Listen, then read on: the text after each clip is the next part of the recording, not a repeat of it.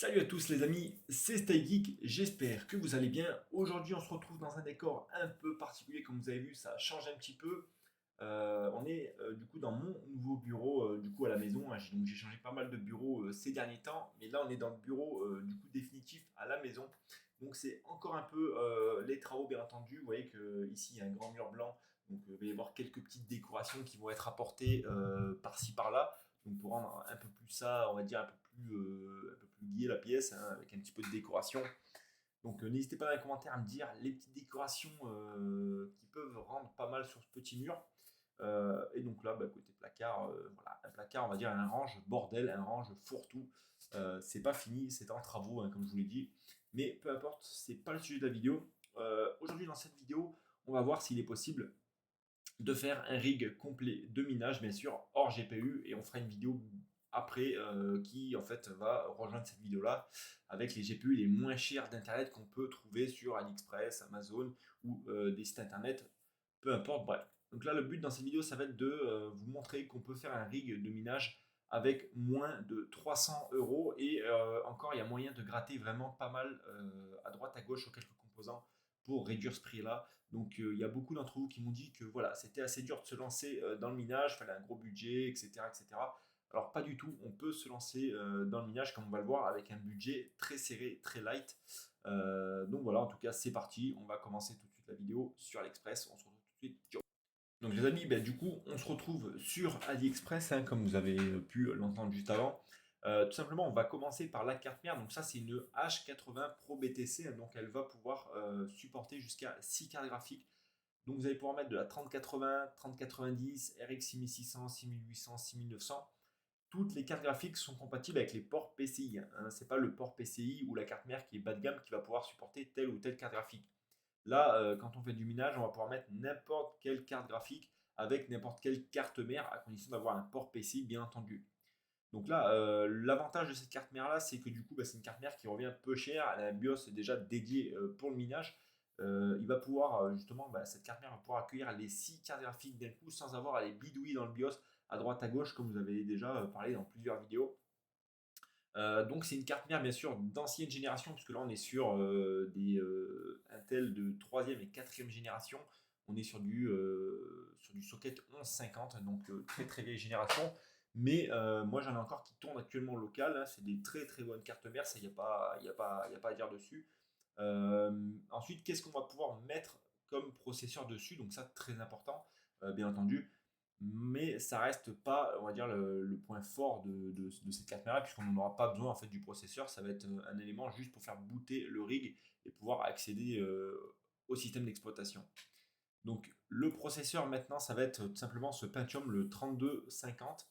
Donc il nous revient à 15 €, donc vraiment très très peu cher, j'ai envie de dire. Vous avez donc qui est gratuit, très très bon vendeur en plus sur AliExpress. Il consomme très peu, on est aux alentours des 53 watts, donc bien sûr ça peut paraître énorme, hein, par rapport à ce qu'on a en performance actuellement sur des processeurs de nouvelle génération.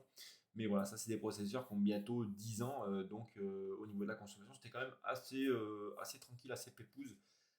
Donc maintenant qu'on a le processeur, donc ça c'est un 2 cœurs, peu importe, hein, vous pouvez mettre même du 4, du 8 ou du 12 cœurs. Là du 2 cœurs ça fera très très bien l'affaire puisque c'est pas ça qui va donner la puissance à votre rig. Ça va juste être là pour avoir de l'affichage à l'écran et que tout votre système de carte mère puisse fonctionner normalement. Là ce qu'on va aller voir maintenant ça va être quelque chose d'aussi important, hein, pour faire fonctionner en fait tout le système d'exploitation. Ça va être de la RAM, donc là il va nous falloir, comme on est sur une carte d'ancienne génération, il va nous falloir de la RAM DDR3, minimum 4 Go de RAM parce que sinon on ne pourra pas faire démarrer l'OS, hein.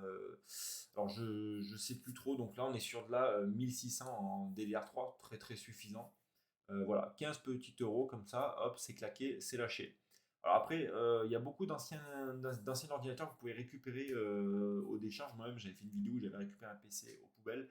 Dedans, il y avait 4 barrettes de 4 Go de RAM, hein. C'était un PC un peu, vous savez, type serveur, avec beaucoup de disques durs, etc. dedans. Donc j'avais récupéré pas mal de choses, processeur, RAM, ventirad, etc. Donc ça peut, vous voyez qu'avec même du matériel trouvé aux poubelles, on peut quand même arriver à faire quelque chose, bien sûr, si ça marche, ça n'a pas pris la flotte.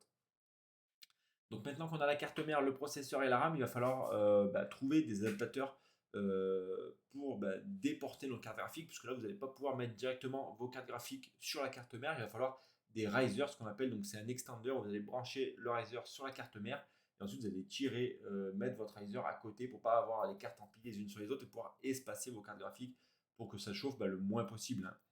Donc tout simplement, on va rester sur ces risers-là. Moi, c'est ceux que j'utilise depuis le début sur tous mes rigs. Donc c'est les VER 009S.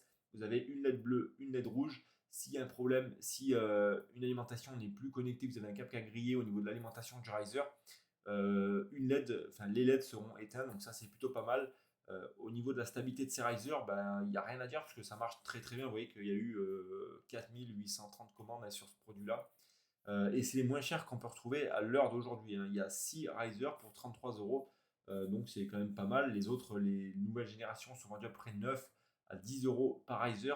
Là, comme on cherche à faire un budget très serré pour ce rig-là, le but, ce sera de partir sur ce type de riser-là qui seront très très bien. De plus, vous pouvez ici les alimenter en Molex, en 6 pins. Et du coup, vous avez plusieurs phases d'alimentation. Ce qui peut, s'il y en a une qui crame par exemple, vous pouvez vous rabattre sur une autre. Mais dans ce cas-là, il vaudra quand même mieux changer le riser. Si vous ne pouvez pas faire autrement, vous pourrez l'alimenter autre part. Mais le mieux, ce sera quand même de le changer. Ensuite, ce qu'on va faire maintenant, les amis, maintenant qu'on a la carte mère, le processeur, la RAM et les risers, il va nous falloir une alimentation. Donc c'est à ce moment-là que je vous disais que là, vous allez pouvoir en fait ça va vraiment être de votre côté qu'il va falloir chercher si vous n'avez pas d'alimentation moins chère d'occasion, etc. Puisque là, on parle d'une alimentation qui va être une alimentation professionnelle, hein, on est sur 2000 watts d'alimentation avec pour connecter jusqu'à 8 cartes graphiques. Vous avez tous les câbles SATA, les câbles Molex. Donc forcément, c'est un petit budget, on est sur 112 euros. Si vous débutez et que vous n'avez pas forcément les moyens de mettre 100 balles dans une alimentation, vous pouvez très bien acheter une alimentation serveur, hein, d'un ordinateur qui fait 500-600 watts par exemple.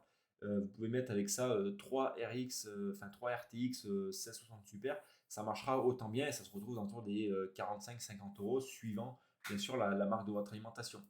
La chose à faire attention, c'est prendre des alimentations quand même neuves. Ne partez pas sur des alimentations d'occasion parce que déjà le prix que ça coûte, c'est pas très très cher.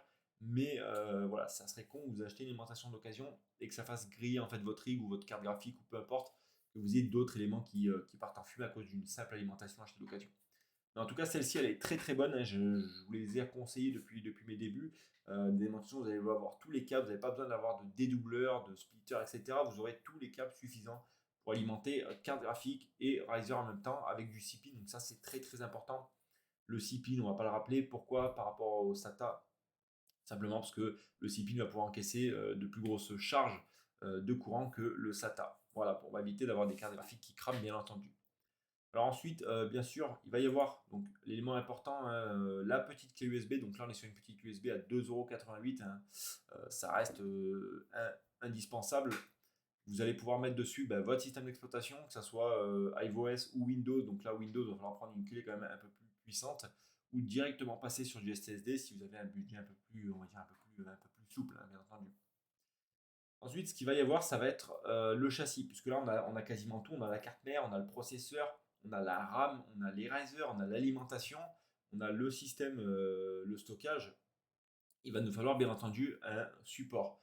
Donc là, c'est pareil. Donc, vous en avez plein sur AliExpress de toutes les sortes, hein, de toutes les races, de n'importe quoi. Vous pouvez avoir des châssis ferraille, des caisses fermées, vous pouvez avoir des châssis à l'air libre, etc. Donc ça va être vraiment, si vous avez le budget, comme je l'ai dit tout à l'heure, vous faites plaisir, vous mettez un châssis un peu cossu. Mais si dans le cas contraire, vous cherchez à avoir le budget le plus serré possible, alors à ce moment-là, vous prenez des tassons en bois et vous faites votre rig vous-même. Ça ne sera pas plus compliqué. Il y a des tutos à tire-larigot sur Internet. C'est très simple, vous n'avez pas besoin de vous casser la tête sans 7 ans. Et puis voilà. Alors moi, ce que je peux vous conseiller, un petit châssis qui évitera de vous faire chier, qui marche très bien pour débuter, hein, même pour le long terme. C'est des très très bons châssis. Vous serez avec ça, vous n'aurez rien besoin de modifier. Franchement, c'est le top du top. C'est les petits châssis basiques, il n'y a pas plus simple, c'est rapide et efficace. Donc c'est ces châssis-là, les amis, je vous les ai présentés dans X vidéos au début. Donc on est sur les châssis, bien sûr, AliExpress, hein, de Chine. Donc c'est de l'acier, vous avez les emplacements pour mettre votre carte mère en bas, vous avez la fixation pour l'alimentation à l'arrière. Vous avez une traverse avec l'isolation pour mettre toutes vos cartes graphiques et vos risers sans qu'ils puissent toucher en fait la partie métallique au milieu. Donc ça c'est très bien aussi, hein, et comme je dis, ça se monte en 2-3 temps de moins avec un petit tournevis. franchement, vous n'avez rien besoin de plus pour vous faire votre petit rig. Donc forcément, là j'ai fait le calcul de tout ce qu'on avait. On est sur un budget aux alentours des 310 euros pour du coup le rig complet, donc châssis, carte mère, alimentation, processeur, la RAM, les risers. Là, il vous faudra uniquement, après, comme je vous dis, vous pouvez jouer sur le prix, vous pouvez descendre de, si vous faites le châssis vous-même, vous économisez 42 euros. Si vous prenez du bois à droite à gauche, de la récup. Et l'alimentation, si vous trouvez une alimentation aux alentours des 50-60 euros, c'est pareil, vous économisez 50-60 euros de votre côté. Donc on est sur une économie de à peu près 100 euros. Donc ça vous ferait un rig de minage pour à peu près 200 euros, ce qui reste très abordable, hein, surtout dans les temps qui courent actuellement. Puisque comme on le sait, moins on achète cher nos composants, plus vite ils seront rentabilisés. Donc en tout cas, voilà, j'espère que cette petite vidéo AliExpress vous aura plu, parce qu'il y en a beaucoup qui m'ont demandé oui, où trouver des composants pas chers sur AliExpress, sur Amazon, sur Internet, etc. Donc là, je vous ai fait un peu la vidéo récapitulative. Je vous avais déjà fait pas mal de petites vidéos à l'ancienne, hein, sur les premières vidéos où j'expliquais où j'achetais mes composants, etc. pour mes règles de minage. Donc en l'occurrence, ça n'a pas trop changé, hein, à l'heure d'aujourd'hui. Mais voilà, un petit update avec les liens un peu neufs, ça va faire du bien à la vidéo. Donc en tout cas, les amis, j'espère que cette petite vidéo vous a plu. Moi, je vous dis à demain pour une nouvelle vidéo. Et puis, c'était un plaisir. C'était Staggeek, les amis. Ciao.